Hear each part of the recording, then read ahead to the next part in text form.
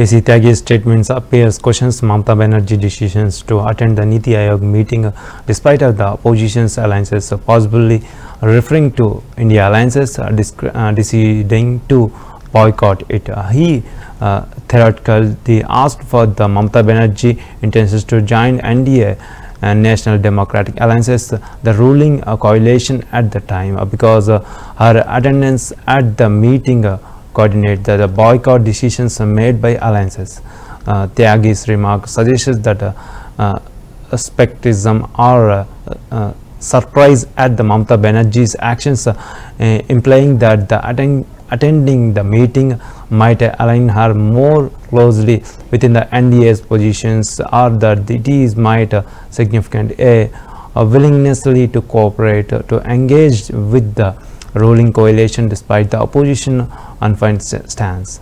It reflects that the political dynamic and the alliances in India, where decisions to attend or boycott events like the Niti Aayog meeting can carry a significant symbolic and strategic implementations. की भाषा, India गठबंधन ने फैसला किया था कि उसके सभी सदस्य दल नीति आयोग की बैठक का बहिष्कार करेंगे।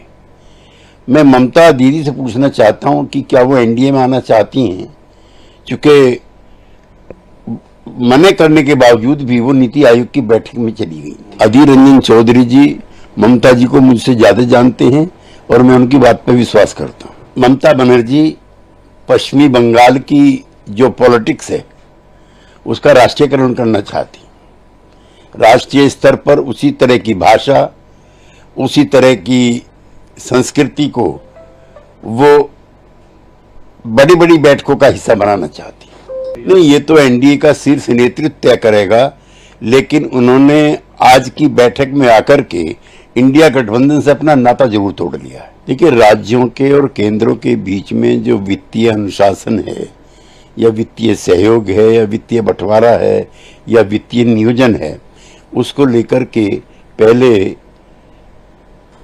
नेशनल डेवलपमेंट काउंसिल की बैठकें हुआ करती थी, फिर प्लानिंग कमीशन की बैठकें हुई। अब वो इफेक्टिव नहीं है या अस्तित्व में नहीं है, तो नीति आयोग उस कार्य को करता है और इसमें मुख्यमंत्री अपने अपने राज्यों के वित्तीय प्रबंधन को लेकर के हिस्सेदारी करते हैं।